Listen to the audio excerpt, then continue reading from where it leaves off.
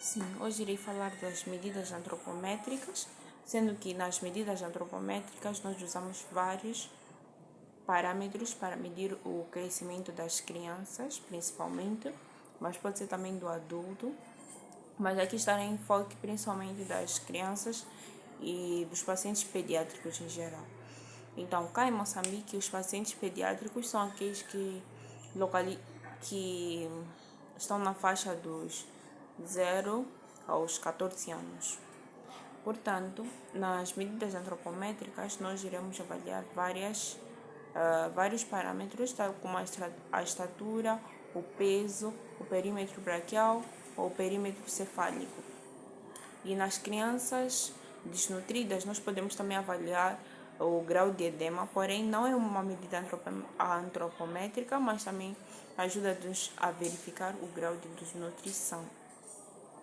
Então, quanto à estatura, podemos encontrar duas fases de medição. Na primeira fase, nós iremos avaliar o comprimento e na segunda fase, a altura, sendo que quem é avaliado o comprimento são as crianças menores de 2 anos ou as com peso inferior a 87 centímetros. Então, estas crianças são avaliadas de uma forma deitada na plataforma. Normalmente encontramos isso nas clínicas pediátricas ou nos consultórios de pacientes pediátricos, né? Principalmente em fases de bebês. Então, na segunda fase, em crianças maiores de 2 anos ou maior, com comprimento superior a 87 centímetros, nestes podemos avaliar já com o paciente em pé. Mas temos algumas exceções, né? Em casos em que o paciente não consegue ficar em pé, mas já tem uma idade superior a 2 anos, podemos avaliar deitado. Porém, nesses casos, devemos subtrair o comprimento que encontrarmos subtraindo 0,7 centímetros. Então, esta será a altura do paciente. Creio que está claro. Então, a segunda medida antropométrica importante é o peso. Então, no peso, nós temos também algumas fases em que a primeira fase são os primeiros meses ou primeiros dias de vida, em que o bebê pesa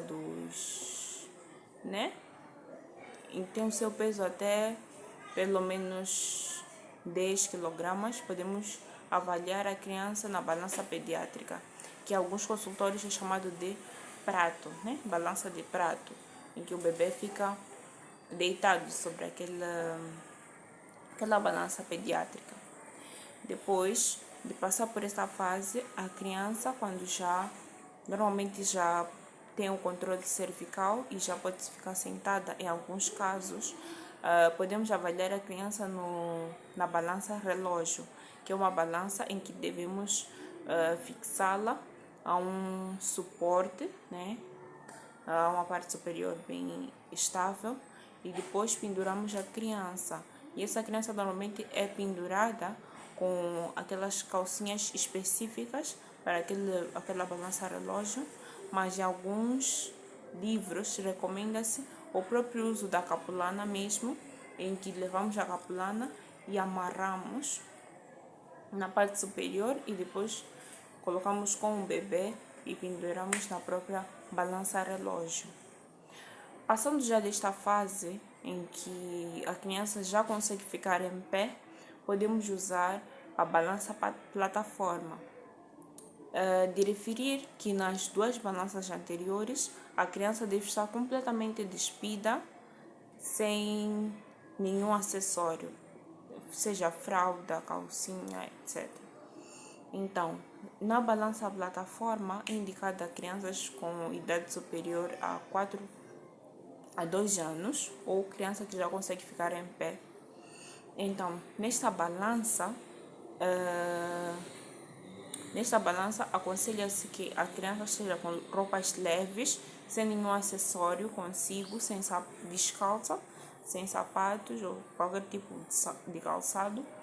E em algumas literaturas recomenda-se que a criança esteja só de calções ou de roupa íntima. Passando dessa fase, dessa medida antropométrica, temos também o perímetro braquial. O perímetro braquial é o que mais encontrei erros nos profissionais de saúde, né? Normalmente não respeitam muito a regra. Então, para medir o perímetro braquial, devemos manter o paciente com o braço em 90 graus, que seria mais ou menos assim, e depois medir com uma fita métrica do ombro até o olecrano, que seria aqui, e encontrar o ponto médio do braço. Então, encontrando o ponto médio do braço, nós podemos marcar com uma caneta de fácil limpeza e depois levar aquela fita métrica adequada para o perímetro braquial e colocar exatamente no ponto médio do braço. E depois disso, tiramos a medida específica.